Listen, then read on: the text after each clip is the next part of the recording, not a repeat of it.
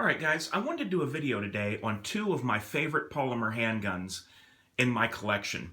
Also, in one of my other videos, some people had seen this in the background of the video sitting in the holster, and they were asking me details, what it was and what caliber and things like that. So I figured I would just do a video about these two guns and talk about what's been done to them and just kind of give you guys the rundown of the things I've added to them as well.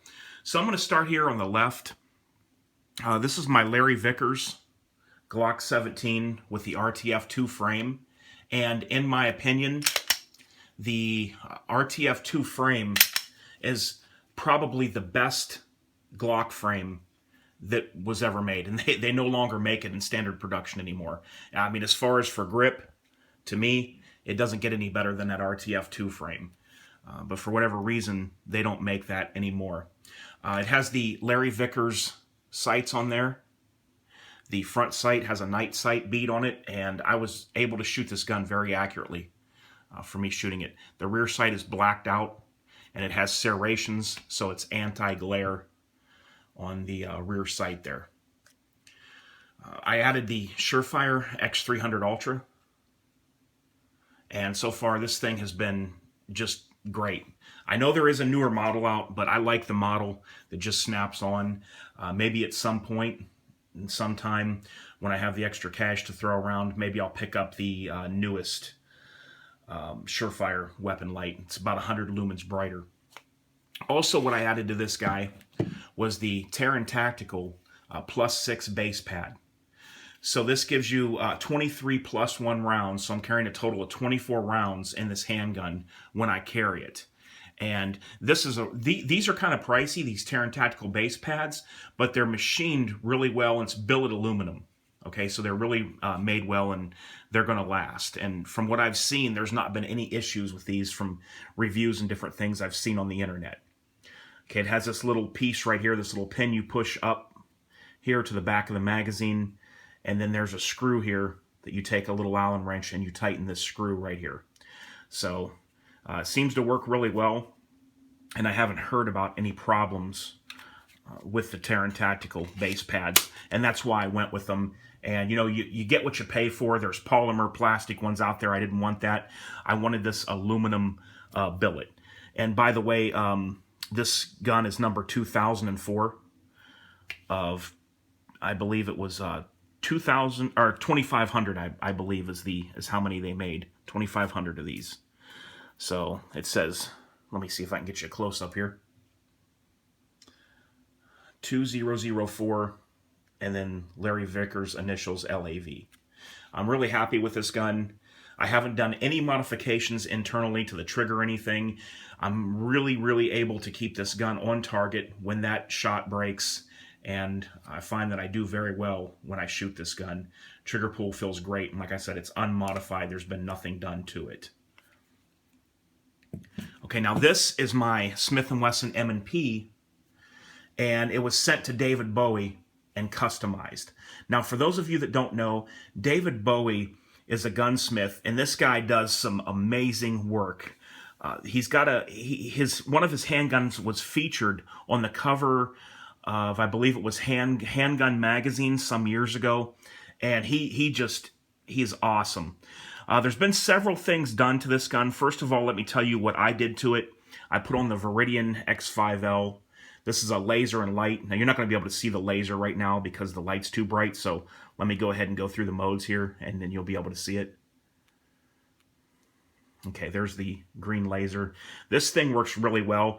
Now, I'll tell you guys, there was something I had to do. I did have to put Loctite on these little screws that hold the, right here on these screws, the body screws to the light and laser.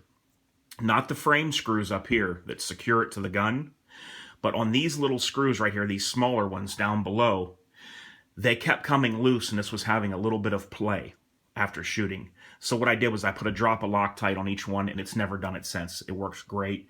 I'm happy with the Viridian X5L. Battery life isn't too bad. It's not too bad. So yeah, overall, I'm very pleased with the Viridian X5L, and if I had it to do over again, I would use the same model. Okay, so this was sent to David Bowie, and I wanted him to do some different things to it. Number one was the tree bark stipple. I like his tree bark stippling. That's what they call it, the tree bark. And the forward, where you have the thumb rest here and the finger rest, like if you're a left-handed shooter, this is pretty much where my finger would be when I'm not shooting, firing the gun. He stippled this as well. So it kind of gives me a ledge when I shoot to rest my thumb on. It kind of goes outward, and it feels like I can lay my thumb on there. This gun is awesome to shoot, guys. It is so amazing. He did a trigger job on this gun that I'm going to show you that is unbelievable. He polished all of the internal parts to a very, very high polish, and then he did a trigger job on this. So the trigger is about 4 pounds, but it's so smooth that it feels much lighter. See, it's not always in the lightness of the trigger pull that makes a trigger better, but it's in the smoothness of the parts that touch each other. So at about 4 pounds, or just a shade under, David Bowie polished these internals to a high polish. I mean, almost like what you would see a jeweler do to, like, you know, silver rings or something is what it looks like in there. And this trigger is just amazing. So I'm going to go ahead and let the trigger break for you.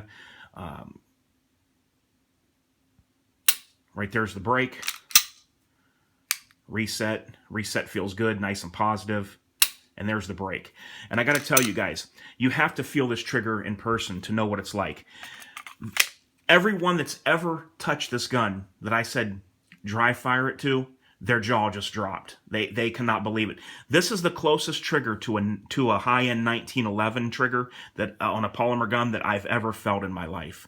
This is very close to a high-end 1911 trigger on a 1911 gun. That's the only way I can describe it. It's very close to that. It has the, I believe it's the Ameriglow. These are the David Bowie Ameriglow sights. There's tritium vials in the back, but in the daytime it's blacked out. And then you have the luminescent, like a lime color up front for your eye to pick up. And there's also a tritium vial in there for at night. So basically what you're doing is you're wanting to focus on that front sight, and the rear sight can stay blacked out pretty much unless it's nighttime. Then you'll see the tritium vials light. So he put his sights on there. He did the polish job to the inside and the feed ramp there. And I'm trying to think of what else here. He even stippled this little back plate, which was really cool. I didn't even know he was going to do that. He stippled this right here. It's really awesome. The gun feels great in the hand. The grip is just really, really positive. Now, you don't have to stipple a gun. It does give me a little bit of an edge when I grip a gun for it to be stippled.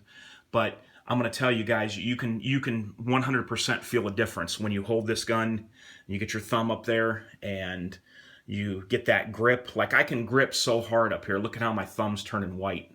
That's how much grip I can get up here on the side of this gun. This gun's just secure, and it's locked in. He also undercut here under the trigger guard, and he smoothed this out. You want it to be smooth where your finger's going to ride up under here. You don't want no grip up under there.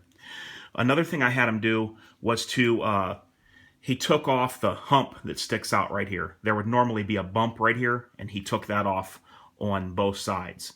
So the little hump that was behind the mag release, that's gone. That's done away with.